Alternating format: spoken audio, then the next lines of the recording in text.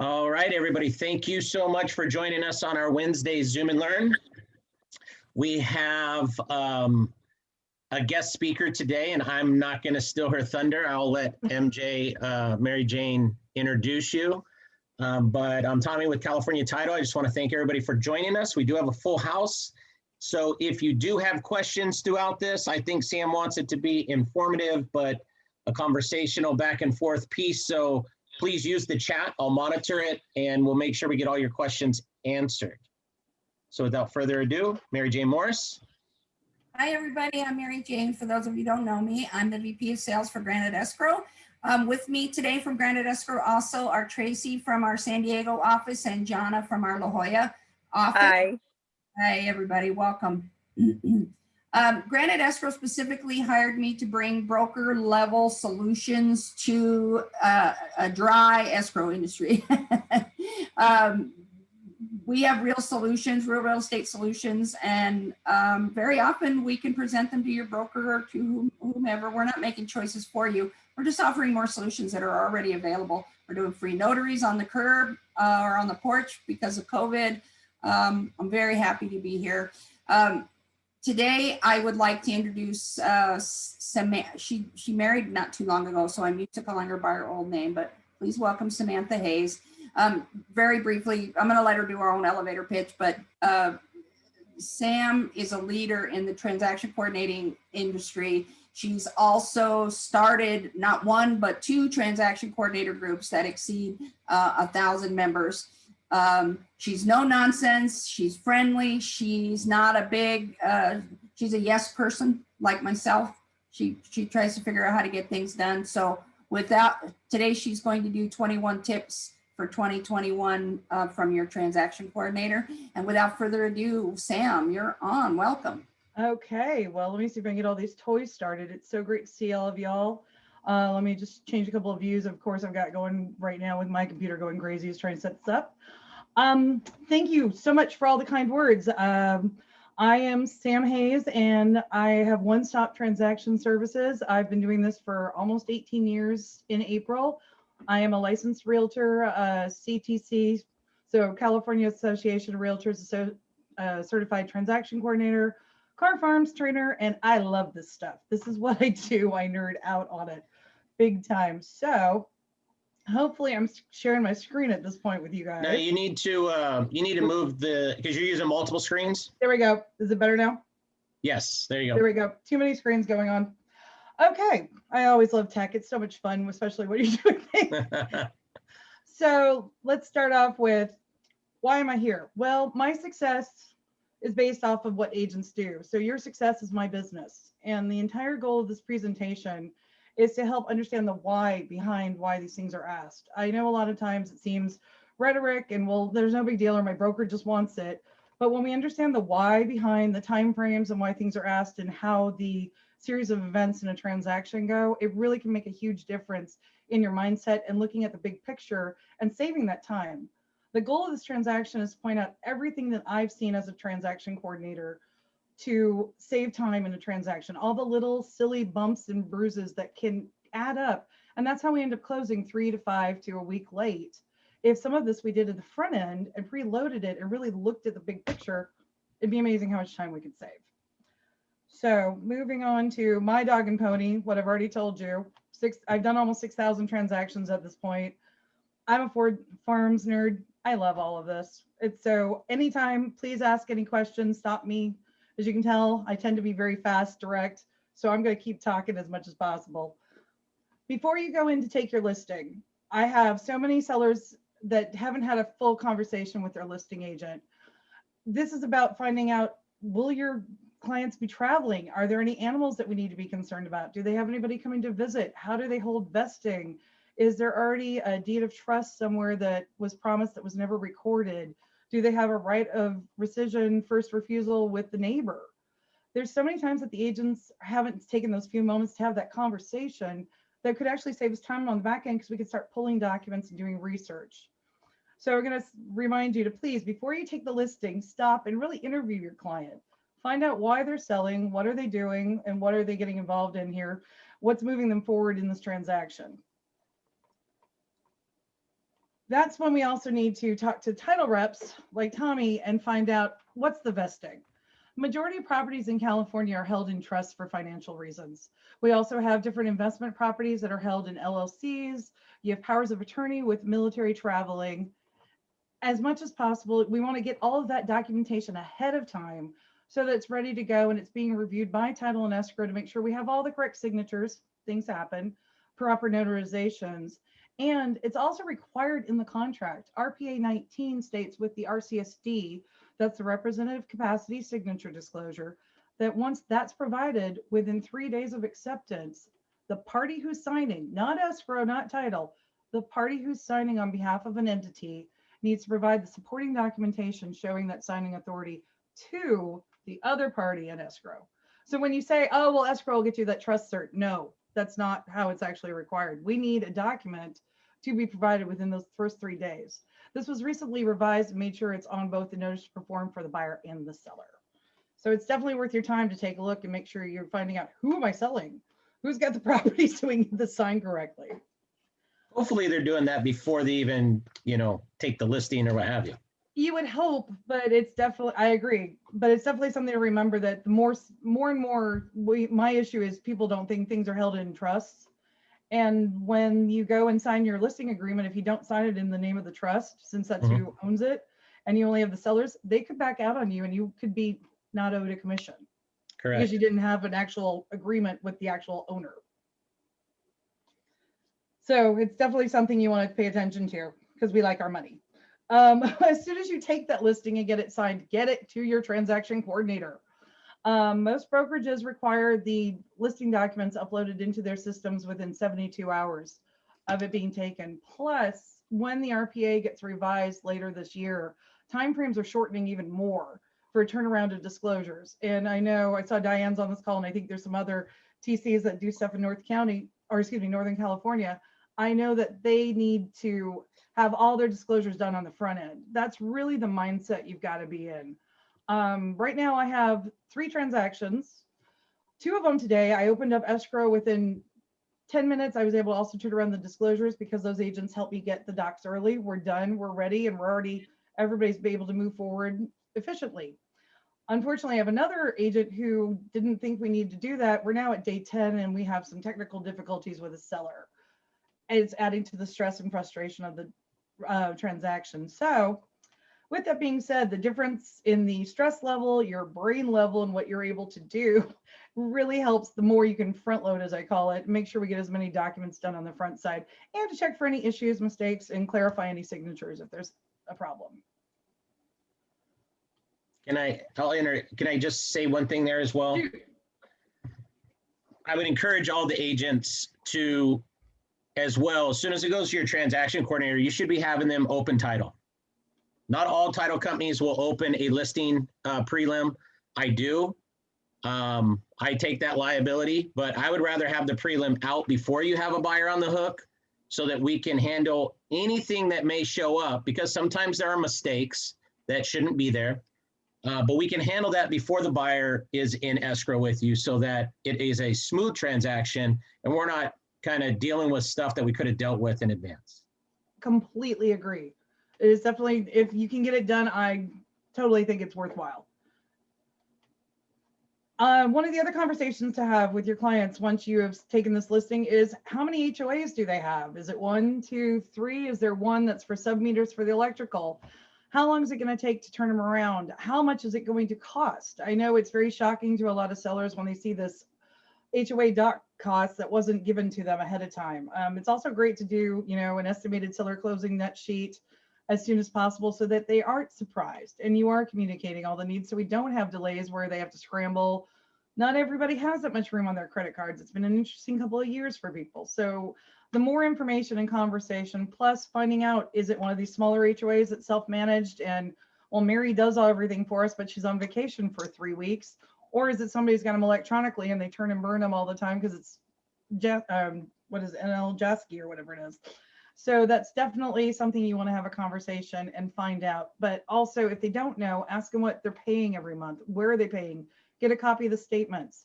Whatever information we can front load, again, as Tommy was saying, it's a smoother escrow and it sets up a win for timeframes, and it sets everybody else in a much calmer, smooth manner and not in a constant rush and panic. Our favorite thing, Peeds. These are to protect you. You do not set foot in a property without having a Peeds sign. That's you, that's your buyer, that's your inspector, that's the appraiser, that's the guy coming to measure for carpets. If somebody goes into that property, they need to be signing a Peed. And if they come back tomorrow, they sign a new Peed. Over and over and over again. These are all to basically state that when that individual entered the property, they were not aware of having COVID. Things can change, as we all know. That's why you have to do a new one every single entrance on every single day. These are basically created to mitigate the potential of litigation after all this fun adventure we're all living through is over. However, verify with your broker regarding the initials on the second page for acknowledgement, or if you can just send an email to say that you've received it. But every person, every day, every entrance, you need to have a Peed. Pre-qual. I have 2 files where we were told the agents were rushing because, as we know, it's a crazy market, and they got pre-approvals. We've had to cancel out both files because the buyers were not actually able to perform. I highly suggest you have a conversation with, before you show anybody a property, with who their lender is going to be. Make sure you verify that they do have the funds, the down and everything, and find out really what are they able to afford. I know we're stretching and I know everyone is trying to compete so much, but when you're setting yourself up for failure and not having a working relationship with that lender, they have items that they need, then suddenly they're saying they never received if we're not all in communication and contact. It's also not worth your time or the buyer's time to set them up for situations where they just don't know what they need. So the more you can help communicate with the lender, the more we can get the TC and escrow, get all of us in the loop from the get-go, we can start working together for ordering fees and making sure we stay within timeframes. If issues come up, and the better the communication we have, the better we can do to solve it and get it squashed pretty quickly.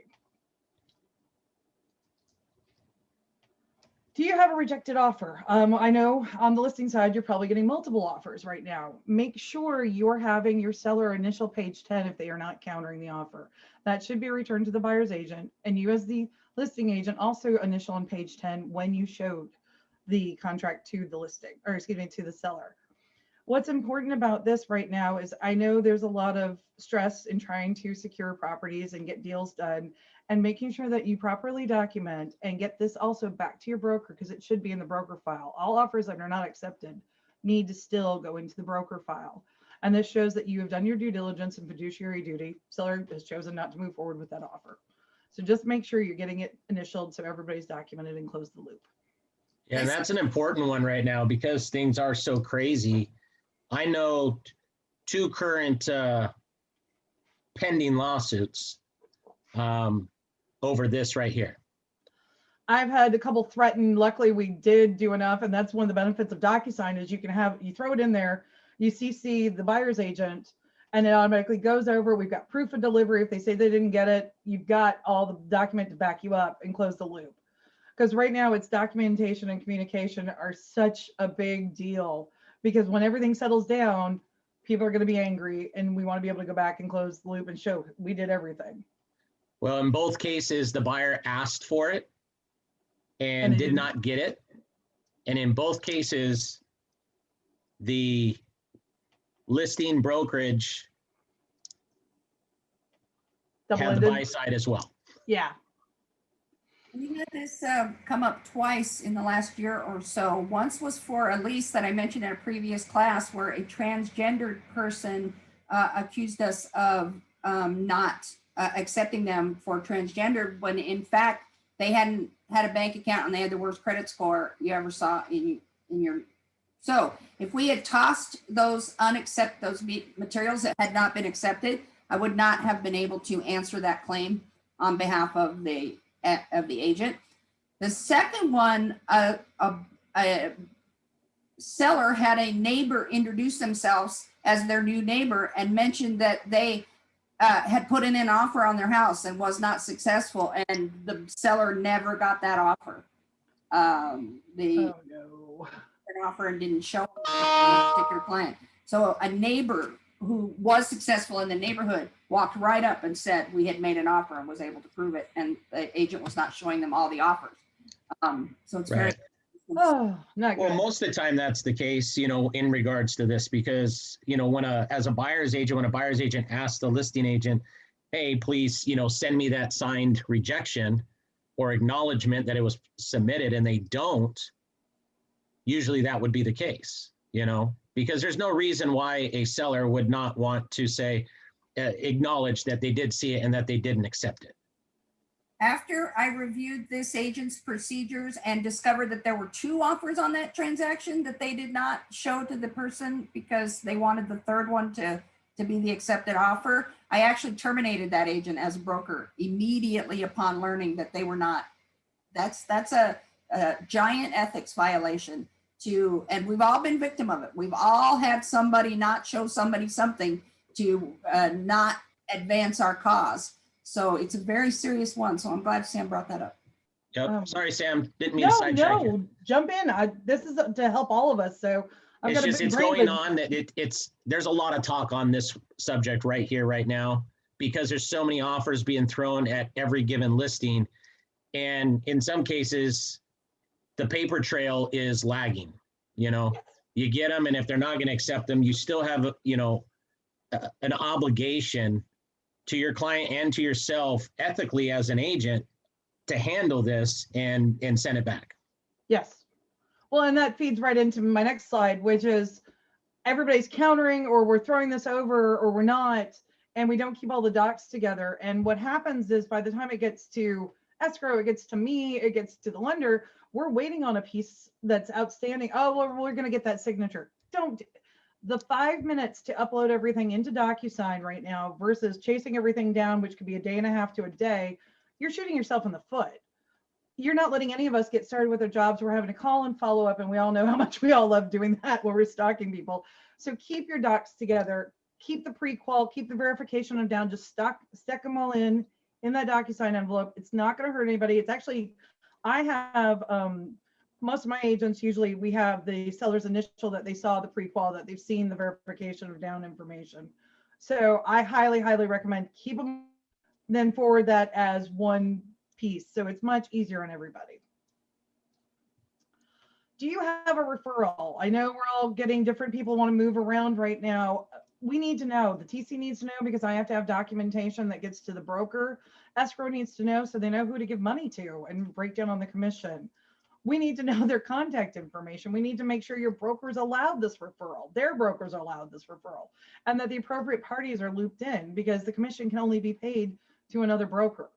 So you've got to get that information as soon as possible. If you know you got this client as a referral, put it in with all the docs so we can get started. It's really easy. And again, more of that front loading, getting everything sorted out ahead of time. Also, your broker may have specific requirements on how they handle referrals in the office. They may have a thank you process.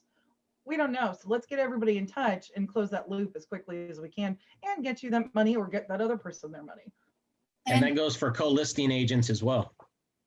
I also want to, just because I have beat this to death with my agents who have an electronic system, they all come with an individual email address. So at the same time, all you have to do to upload them is shoot it in using the email address that comes with the transaction.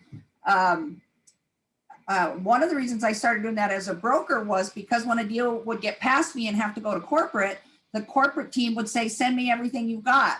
This was a great day because I would say it's all on SkySlope. I never had to go back and dig through my emails or just add that email address to, and I also remind agents that just like every other email address, your computer remembers it. So within a couple of letters, it's going to bring that up, and every single thing you do, you could shoot straight into your system simultaneously. It's so easy, and then it's locked down. You're covered for if you have a file audit, and you don't have to think about it. It's not, oh, did I, in case something was missed. So I completely agree. Next fun one. This one happens all the time, and I'm not sure who we talk to at Zip Forms and Lone Wolf, but this has got to get addressed. The DRE numbers. We all know that if you put in the MLS number, it pulls over the agent's number, but it doesn't pull in the brokerage number most of the times. If that's not filled in, you technically do not have an executed contract unless you're putting in a confirmation of agency. And that's given some wiggle room, which with this market, as we know, could be an issue. All you have to do is go to dre.ca.gov, pull up, go ahead, there's a spot, you just input that agent's number, it pulls up their broker number, fill it in. It's a game changer. It really, I know it sounds like the dumbest littlest thing and it's annoying because you're on full speed. We really need to make sure that information is in there. As is. I know it's been a big issue and everybody, I've had this come up several times with my clients. The property sold as is. When you sign the contract, it's RPA 10, or excuse me, RPA 11. It is as is. What does that mean? Well, the property, that means they need to maintain the grass. If the pool's already a cesspool, well, the pool's a cesspool. If something suddenly changes, they've got to disclose how it was fixed and what's happened. I've had 2 water leaks happen during transactions recently. And everybody's like, oh, we'll just fix it. No, you've got to provide all the documentation, show what happened. How are we handling it? You also can always be asked for repairs. A buyer can ask anything. I've seen the buyer ask for the liquor cabinet. I'm not kidding. But the seller doesn't even have to respond or entertain that request for repairs. So as is already in the contract. Just make sure your clients are maintaining the property, keeping utilities on. I know that's delayed being able to do inspections because they think, well, we've already sold it. I'm turning off everything. I know the deal's good. And then they can't do the physical inspection and there we are delayed a week. Another place you can save some time. Are you crediting the client? We need to know, are you allowed to credit the client? Is there room to credit the client? Is there enough in the commission to credit the client? Is there enough in the lender credits and everything else? We've got to know as soon as possible. Now, this is not an addendum. That's one thing that happens a lot is it gets written up on an addendum, but the agent is not party to the transaction, which means commissions are not party to the transaction. So this should really be on a commission revision or a commission addendum through escrow. So they need to know to loop them in. Plus, we also need to let your broker know so they can do that on your CDA and your breakdown. TC fee, one of my favorite topics. If you are not, and I know Mary Jane's dealt with lawyers and things on this, I'm going to go with based on the knowledge that I know right now. I know this could change, but this is the info that I know, is if you are having your client pay the TC fee, you are not, as I just stated, party to the contract. So putting it in the RPA currently, adding a fee that is currently between me and whoever's hired me as a TC shouldn't be there. The way I've been explained to do this, and everybody needs to verify with their broker of record, but one, the biggest thing is let's clarify it from the get-go. I don't know why it becomes an issue where nobody talks about it, but we do need to clarify from the get-go who is paying the TC fee. And if when you take your listing, it should be in the listing agreement because this needs to be disclosed prior to a contract being signed. If you're having your buyer do it, it needs to be in a buyer broker agreement. Well, I don't like doing a buyer broker agreement. You can do a non-exclusive, you can do many things and note that it's just for the TC, but something needs to be signed by your clients before they do a contract if they are paying that fee on your behalf. So let's get it clarified. It can be a time waster. And I know I've had delayed checks, commissions have been delayed because of figuring things out, having to go ask afterwards because nobody clarified this info. So it's definitely one of the things to talk about as soon as possible. The big thing that Sam and I live and breathe is what is going on with the transaction coordinating world in general, because right now there are no laws or penalties other than the general understanding that we do non-negotiating work, the TCs do non-negotiating work, and that if the fees collected from the buyer or seller, that it is actually additional commission. We are aware that the Department of DBO has changed their name this year and is starting an investigations. I've already seen one of the letters go out where they're asking parties how to, I've sent that request, by the way, Sam, up the chain to the owner of our company who connection with them to see if we can get some insight down the road. Obviously, we would be hollering that from the rooftops if we had more for you at this time. And there's so much misunderstanding out there right now as to what your broker thinks you can do or can't do and that sort of stuff. And when you're an independent transaction coordinator, you may have 10 different ways you get paid because that's how it's going right now. So it is going to be a thing like TRID rules and all that sort of stuff. It's coming. We just haven't seen it yet. But for now, Sam's right to think twice about putting them in your contracts. Thank you. And yes, as soon as I know, I'll be screaming it. She'll be, Mary Jane will be screaming it, but it's definitely, let's just get it clarified sooner than later so everybody's on the up and up and there are no surprises is my goal. Your recurring, non-recurring closing costs. We need to, again, make sure you're having this great communication with your lender so we know if it's available. It needs to be on an addendum. I know escrow probably does not want to see nor need the request for repairs because that would have to be provided to the lender. Always double check that credit is on file, even if you think the other side went. We can never ask enough times about things like this, especially when we're all running around with our hair on fire for how busy this industry is right now. And as an agent, review the estimated closing statement. Make sure right when we're getting everything tidied up that we have all the credits there. What if you renegotiated another one and it was on a text between you and the other agent and somehow it didn't get to the TCs or escrow? That can be a huge problem because anything paid between, any credits between buyer and seller outside of escrow can be construed as loan fraud because you're not fully disclosing to the lender what's going on and they're not getting all the information. Are these all little nitty picky gray areas? Yeah, but as a TC, part of my job, the way I look at it is to be a paranoid freak about these things and point them out because it's not something you consider because usually it's not been an issue, but it can, and that's what we need to focus on. Seller's choice. I think everybody forgets that, again, because of not being party to the contract, I can't decide what seller's choice is as your TC, so I'm stuck waiting till I have direction to order a natural hazard, to order a home warranty, to open an escrow, to send out for title, to get pest reports or help coordinate things. Seller's choice doesn't help anybody. It's actually a huge delay. If you have to do it for some reason, seller's choice with buyer approval at least performs your fiduciary duty because you are giving a voice to your buyer. But better than that, why not call the listing agent and ask them who they are working with or who do they already have an escrow with? Did they have escrow open before? Is title open? Have you already ordered the NHD? Do you have a home warranty company already on the property? A few quick questions and you can set yourself up for a much better offer and keep everything moving forward.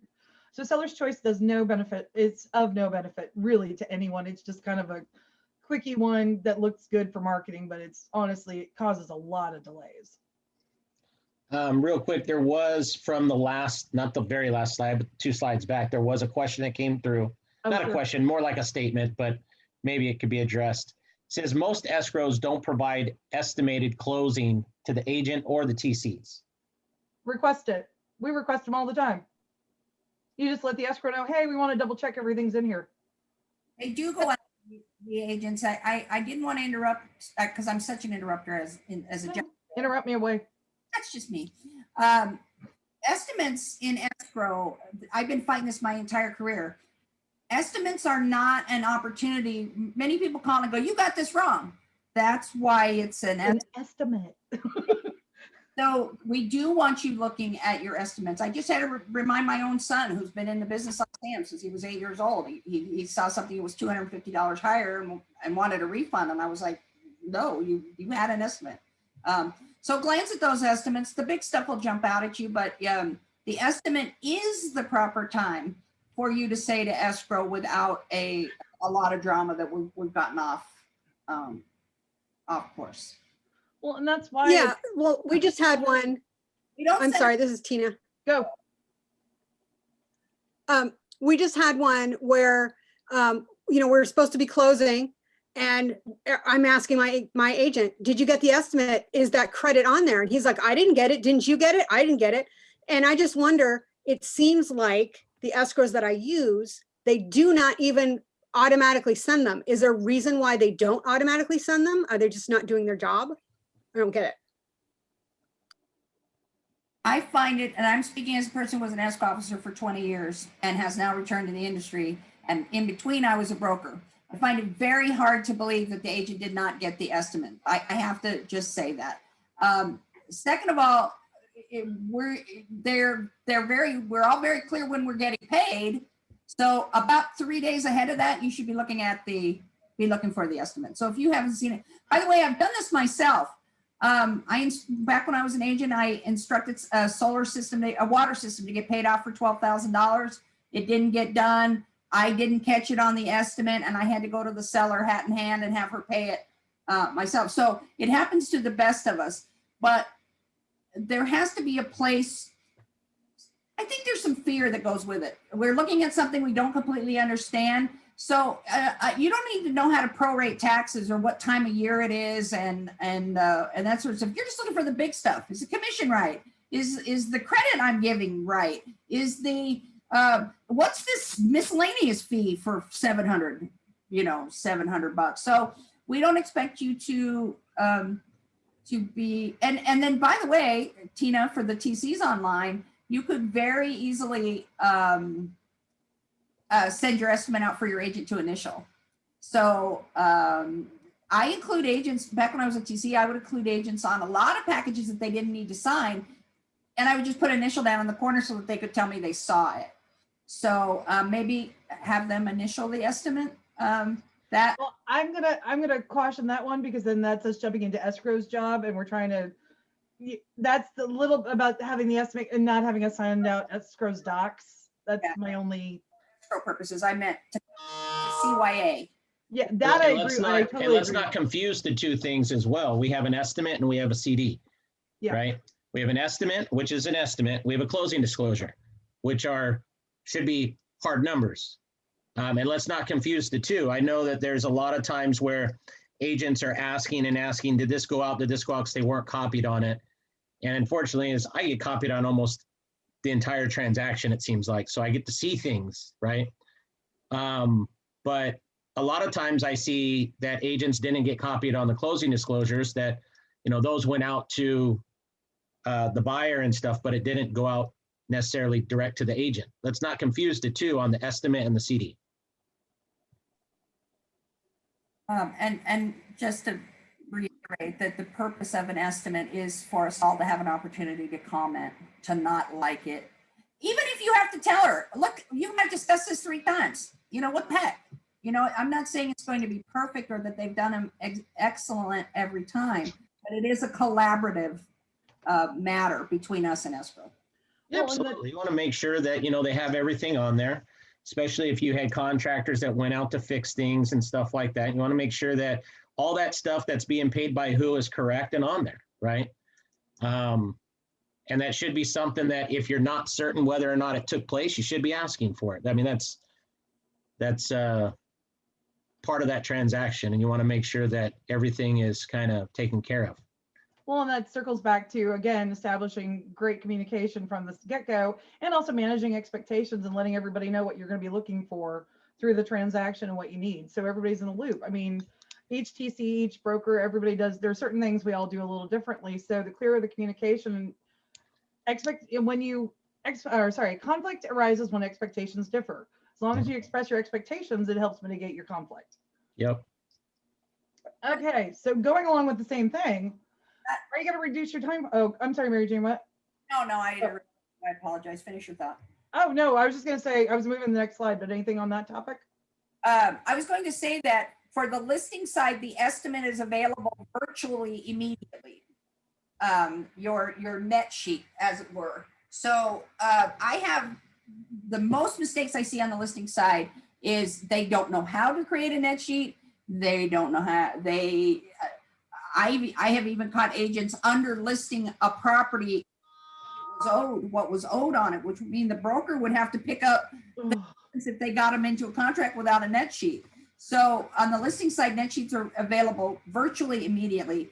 Escrow pushes back a little bit on the buyer sides because we don't have the lender charges, but they can do a whole cloth kind of thing. I live and breathe my net sheet. Everything that changes it, I want to know this is how I follow my deal. Calendar's what she's about to talk to, and my estimate are the two that I am living and breathing when I'm on that side of the transaction. Thank you, Sam, for letting me beat that. Oh, no. There's a lot of great knowledge and a lot of brains here. Let's get the info out. That's the whole point of this.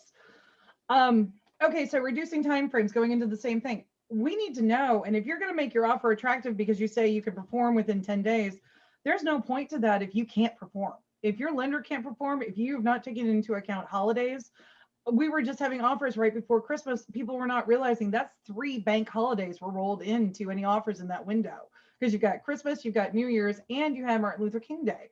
Yep. Same thing happens around Thanksgiving, where you, depending on where it falls in the weeks, you've got Veterans Day and Thanksgiving. You can have 2 bank holidays within your closing the people don't pay attention. So again, phone call. Hey, are your disclosures ready? We'd love to shorten our time frames. How fast do you think you can get them over? Call your inspector. Do they have availability? Call your lender. Do they have bandwidth? Check in with your TC. Let escrow know. As it's again that communication. A few 5-minute phone calls in the front end is going to save you days on the back end, as long as we get everybody in the same loop and manage those expectations. Again, I'll go. No, I was just, and I don't want to get off topic again, but for a buyer's agent, you know, when you guys are writing these offers, I know you're trying to make them as competitive as possible and you're trying to shorten your time frames. But Sam brought up a very good point is you need to be having those conversations with your team, i.e. your home inspector, i.e. you know, all those other people that are part of that shortened time frame. Because the last thing you want to do is say, yeah, I'll release my CR1 in 10 days or 7 days and you not be able to perform on that. You just started that whole transaction off on the wrong foot, right? So have those conversations before you submit that time frame, or find somebody who can do them beforehand. Can I say something? I'm one of the agent there. Yeah. Please. Hi. Recently, I literally closed the transaction from hell. Like, you fill out escrow almost 5 times. Very difficult. Long story short, a simple phone call or having your arm to be reaching out a little bit further. Be nice. Have a good communication. Literally out of nowhere, in the same day, I was able to have the termites, which were an hour and a half away. Don't ask me why. That company with the HOA that was hired, the guy came in. He's like, don't worry about it. I got you. I'm leaving La Jolla right now. I'll be there this afternoon. I get it done. The same afternoon, he sent me the termite certification. It was fabulous. Like, it was so good. They were so appreciative to get it done the same day, which unheard of. But it's all about a team. And we need to give back. And I think too many agents are so worried, so inexperienced. And so far, fabulous call. I just wanted to say, took a ton of notes. I've been in the industry for 16 years, but you learn every day. And thank you for your time. Thank you. Thank you. Circling back to what Angelique just said, and Tommy, same thing. Don't assume. Even though we talked about it. We talked about it. I can't prove in court. Nobody can prove in court. Oh, everybody's fine. No, we don't know everybody's fine. We had a phone conversation. Circle back with an email. It's not, well, they're going to think I'm checking. Yes, you are. You are building a defensible file. The whole point of all this documentation and all these forms are because there have been lawsuits. I call California the sue me state. So to me, anything you're going to do on this is the biggest purchase this person has probably ever made in their life. This is every emotion. This is every stress. This is every freak out possible. This should be documented. So when you have those conversations or these quick texts, circle back with an email. All you have to do is circle back. Hey, great to talk to you today. Recapping, blah, blah, blah, blah, blah. And then you can get everybody in the loop. You can do, as Mary Jane said, you can include SkySlope. So that gets uploaded into the transaction and it's locked down. You can CC me as a TC. You can CC escrow. We can then be part of the conversation and we may have an insight. Oh, you're doing a holdback. Can escrow hold back for that long? Are they able to do that? Oh, have we talked to the lender? Wait, there's this other credit. Oh, do we have too many credits now? Time frames. Remember, your client has to be out by a certain thing. The more you can do that, where you keep looping everybody in and let us work together as a team, the better we can support each other and keep the transaction moving forward, because we're all hired because we're experts in what we do in this deal. Real estate is too big for one person to do by themselves. That's why we have so many different sections to it. So let everybody work together, make sure you're communicating, and don't ever assume, oh, it's handled. Double check everything. It's not a bad thing. It's not being rude. Hey, I just want to get this out of my brain. Just double checking. It's not a bad thing. You'll sleep better at night if you assume it hasn't been done, right? Yes, much better. Communication, that we talked about, just to over communicate. You cannot say you cannot communicate enough right now. We're all going at the speed of light. We're dealing with COVID brains. We're dealing with stress. This has not been our usual working situation, between the market being so fast, dealing with pandemic. People have moved locations because they're working from home. Nothing's going to hurt to over communicate. People telling you what they want to hear. I'm sure Angelique just had that transaction from hell, but when the transaction started, the other agent probably said, I'm a great communicator. We'll communicate this. We'll do that. I'm easy to work with. And then boom, right? It was actually a gremlin. Yeah, no communication. Yeah, that to me is like the death. If you hear that, that's when, or it's, I've been a broker for 60 years and they still have the blue forms in their car. Right. I get a little worried. So, one of the things to remember, every party needs to sign every piece of every document. So especially with the contracts, that initial down at the bottom for the buyer gets missed all the time. I know it's in the template for DocuSign, which helps, but when you're going through and piecing things together, it's a really big deal. Why does the buyer initial? Well, that's the only place on page 10 that the buyer can say that they saw every page of the contract. It's a little silly thing, but it gets missed all the time. So just make sure, remember, everybody's got to sign every page of a contract to prove that they all saw all the information. So look for those initials in little spots. This is texting is for coordination and not negotiation. I beg of you. I know everybody goes, well, only my client will only text. My client will only, or the older agent will only text. Fine. Text it out and then put it in an email and get it back in your communication log to circle back to cover yourself. This trying to text and having the logs available, trying to text back and forth and make sure you're clear in your communication, trying to forward that information to other people, pieces get missed. So texting is for, hey, we'll meet you there, set up an appointment time. But if you're doing any major negotiation, it really should be in an email to make sure you're covered. And if you are doing that, because sometimes you're not going to remember, like, oh, we just did this on text and now I'm going to follow up and just reiterate it in an email, right? Regardless, you should be downloading your conversations, and there's apps in your app store, like you just put in messages and SMS export or SMS export in your app store. You should be downloading the entire conversation and adding it to your file at the end, no matter what, because you'll probably have 100 different back and forths within that transaction or more, and you're not going to remember what was said in there. So it really doesn't matter. Just make sure that you download it into a PDF and send it to your TC to put in your file. That should be like religiously, you should be doing that on every file, no matter what. Because if you get audited, you're going to be thankful that you did. That's why I CC myself on every communication. I put everything into a giant PDF and try and get my agents. I'm like, just include me. Just include me. And and also SkySlope and all these other systems. Get that email address and just start doing it so that you know that's part of the transaction. It really is a game changer and will help with your documentation.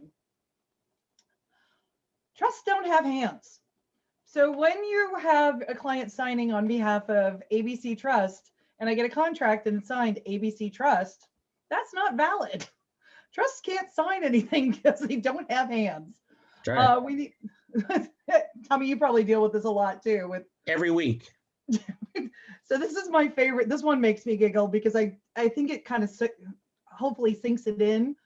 How can the trust sign? It doesn't have a hand. So make sure you're getting whoever is the appropriate signer. That's why back at the beginning, we want to make sure that we have all those documents. If it's for the LLC, if it's for the power of attorney, if it's for the trust, is it for on behalf of probably an incorporation, any type of entity, I need to prove, one, that person's allowed to sign, and two, what's their name and what's their title, because if they're not signing their name with their title, they do not have the protections incorporated by that entity. But Sam, I'm only in charge of the trust. The house is being sold and the money's staying within the trust bank account. I don't care. Exactly. Somebody still has to be the signer. Somebody and it's the person in charge of the trust. There's a piece of paper that says you have a title within this trust, and that's what you get to do to put that money back in. Because again, the trust can't drive the money to the bank anyway. And it should not be a surprise when your escrow officer or your title officer tell you that we need a trust cert.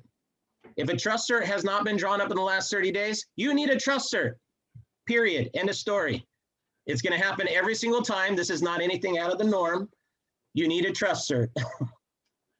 Well, and I'll come back where I'll ask for, I've learned to say the declaration page because the cert was confusing with what the seller fills out in escrow. Because escrow, you have that for title, you have the trust certification filled out by the seller, and then that's notarized.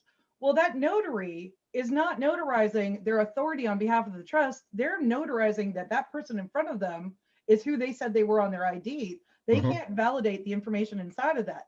So I had a fun adventure, and everybody thinks I'm a Nazi. I know it's a strong word, but I am dogmatic about this. I had one where there was a second trustee and everybody lied about it. And nobody would let us know that there was a second trustee. And then when we found out there was a second trustee, because escrow kept telling me, no, the trust cert's fine that from us. That's all you need. We meet the code. It's fine.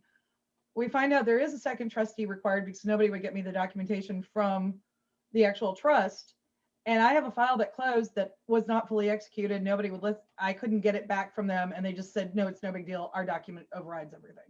Well, then shame on title, because title should have been requesting a copy of that trust to validate the cert. So yeah, no, I asked everybody and I got told I was asking too much and poo-pooed and everything else. So if I get audited on that file, luckily I have my comm log to back me up, but it is an issue. And that's why you need the actual document, because that, not that it's not valid for what you need, but the trust cert that's completed by a seller, that's like me saying, hi, I'm the Queen of England. Here's proof. I wrote it down. I'm the Queen of England. We Right. want it from a third party. We want the outside entity. And real quick, circling back on the other issue is there is elder abuse and there is fraud and people are doing silly things. And the more you can do to help clarify it, if somebody's giving you a pushback or you got that weird tummy feeling, it's definitely worth investigating. This isn't about trying, our job is not to be, as I tell everybody, I'm not hired to be your best friend. I'm hired here to keep you out of jail. And I'm fearful so my agents can be fearless, because I know writing offers and it's very nerve-wracking. I want to make sure I've got you backed up so you can keep succeeding at what you do.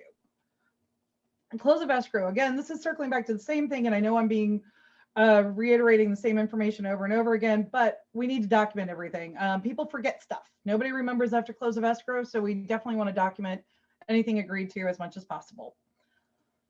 Read the contract. If a section can be changed, any one of the little boxes that can be changed for dates or any additional information put in, that's what you need to be checking.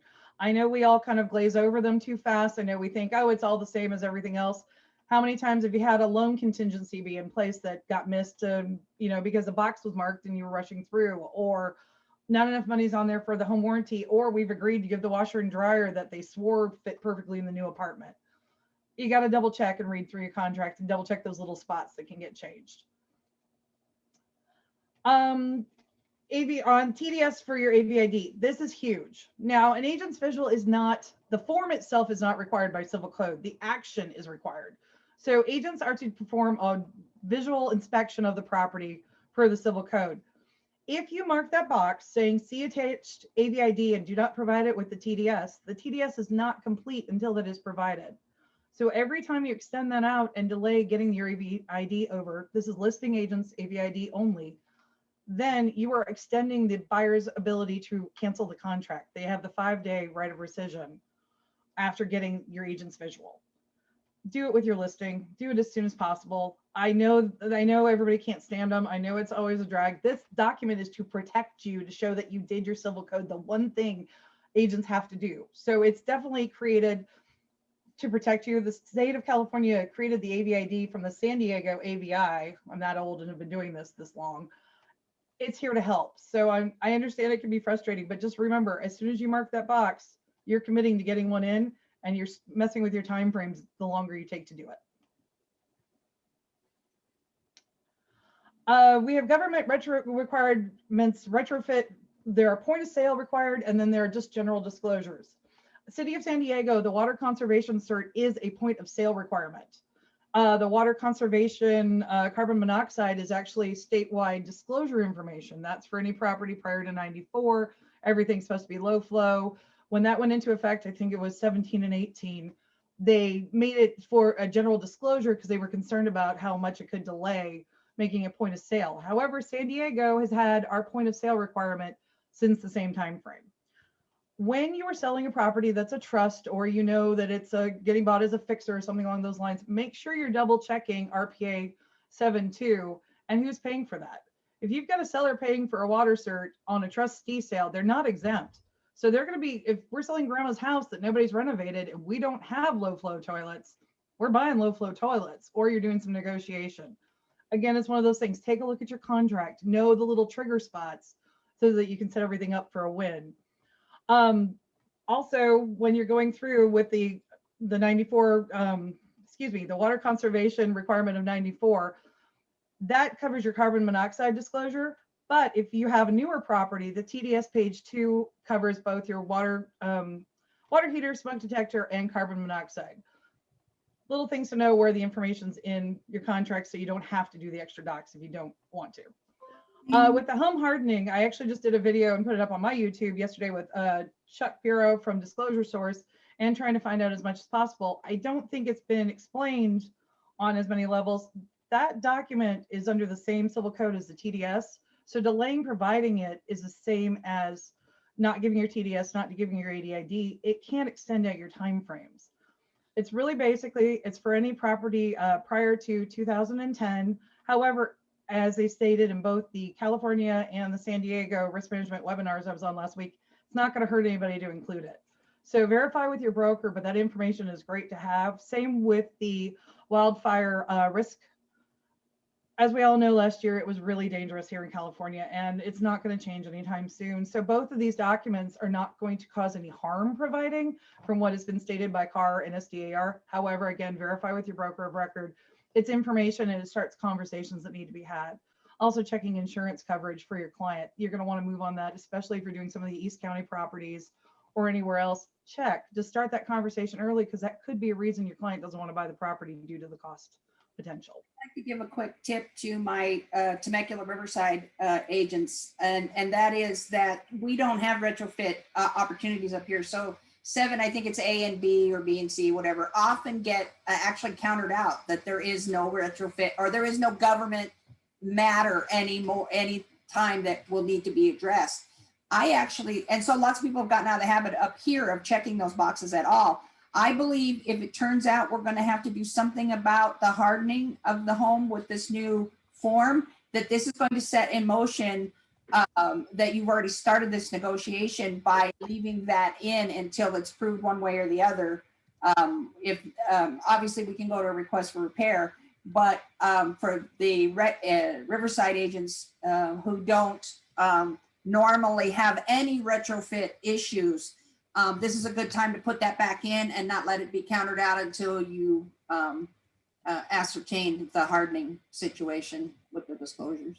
Well, and I know they're already talking about the hardening is going to get revised in June, because it's going to be like we were with the Peeds, where it's definitely one of those things, once it goes out in the field, it's going to be tweaked further. And they stated that by 2025, we're going to have to actually, the seller's going to have to check those boxes. It's going to be a yes or no. Similar, it's going to somehow get assimilated to probably the SPQ or the TDS.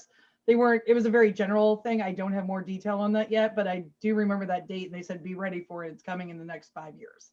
Thinking with my broker hat on, I found it unusual that a seller might know if he's got wire openings necessarily in, in my garage. I can see them, so that was an easy one, but in the eaves and the other things that have come up. And I think who's going to get good at this is home inspectors. And it's going to turn up on home inspections that you have these openings. And if you have these, if the 7B marked that government affairs are a seller, those kinds of retrofits are a seller issue, you may have put your foot in the right spot to get started on that negotiation. I only mention it because Riverside doesn't have retrofits, and we virtually ignore them up here. So get back to marking 7B for the seller. It's definitely worth, things are going to be changing. As we know, we've got a new RPA coming out this fall. There's going to be a lot changing in the next few years. If your client marks yes, we need to know why. They've got to keep explaining it. Just marking a yes on, especially the seller property questionnaire and the TDS, we need to know details. I definitely kick stuff back all the time and ask for explanations, especially if I'm reviewing with my agents and say, hey, yes, okay, what happened? We're talking insurance claims, water intrusion. Did you get a payout from a home warranty claim? You've got pets. Well, what kind of pets? Some people are deathly allergic to cats. You need to give as much detail as possible. As I like to remind everyone, the disclosures are not marketing pieces. These are, hi, you fell in love with the house. Here's the dirt. They're basically a gossip. It's all the info. It's all the not pretty, because you want to be as transparent as possible. Lastly, what disclosures are required for this file? Well, a lot of times it depends on the property and the year. Your SPQ is required. A lot of people have not realized that was revised, I believe, in 2014. So you do need a TDS and SPQ. The SPQA, which is a San Diego addendum to the SPQ, has to either be marked in the contract or the APA can include it as well. That's another San Diego form, the addendum to the purchase agreement. Water conservation, or are you transferring that retrofit? If you know you got a trustee sale, have that conversation ahead of time, or if you know somebody's going to be flipping that property. Earthquake and lead-based paint, check your years. When are those required? And also your your home hardening, 2010 needs to now be a trigger date in your head. And are there any questions? I, as you can tell, love this stuff. I will talk about it till I am blue in the face. I will happily talk to anybody on any file. I'm not looking to take over for anybody else's TC, but if you've got a question, TC, agent, whoever, give me a buzz. That's why I keep learning as much about it. I really love my job and I really appreciate this opportunity. I appreciate all the TCs who came out today to support me and be here. And how can I help? That's my phrase. Well, thank you. That was extremely informative. We really appreciate that, Sam. Happy to. I So let me guess go ahead. keep joining us because I'd like us to hear from our TCs more often. And we definitely take suggestions for classes and we take your calls at any time. The reason she put form nerds on her, because that's what we are. We love it. We do. We want to get it right. Very brief, unless we have questions, and I know we're going to go to questions. I want to talk about next week really briefly. I'm going to teach the lease options class that I do once a year with a PowerPoint. It has everything, including the secret math on how to calculate whether is good for you and your clients, and answers all the questions when a lender can call a loan and when they can't call a loan, and why this is a good thing or a bad thing for. And the reason I'm doing some of these classes like the procuring cause is so that we cause a recording to be made, because these are big subjects and they take about an hour to teach you. And I often get in fact, I have right now while we were on this class, a request for lease options. So next week will be lease options. Also, simultaneously, we will be talking about all-inclusive trust deeds, or what they call a wrap mortgage and AITD. Because they are the same animal, just with one you get a grant deed and one you do not. So we're going to be talking about that as well for next week. And so where are we, Tommy? We have questions? I did not see any more questions. Mostly everybody saying thank you and that they learned a lot. Outside of that, all of these Zooms are recorded, and I did put the link of where they're stored. Christine put them in there. I did copy and put it in there again. I think we have probably about 25 of these Zoom and Learns now on different topics, so if not more. So there's a lot of stuff there. If you've missed some of them, you may want to go back and go through them, but know that they're always stored in one place as well.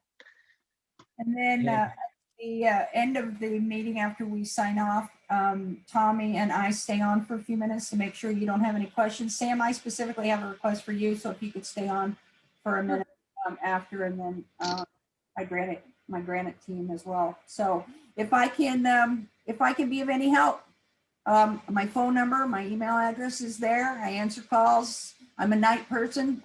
I joke that I'm up till 4 a.m., but you can't get me up at 4 a.m. Yep. So it's never too late to call. I always watch the evening news before I go to bed. So don't hesitate to call us and let us help you. I'm the same. My cell phone is surgically attached. I don't know how to not this is not a 9 to 5 and Monday through Friday industry, and I get that. Yep. That's what I tell people. When you can't get a hold of somebody, call me. I answer my phone. I work when you work.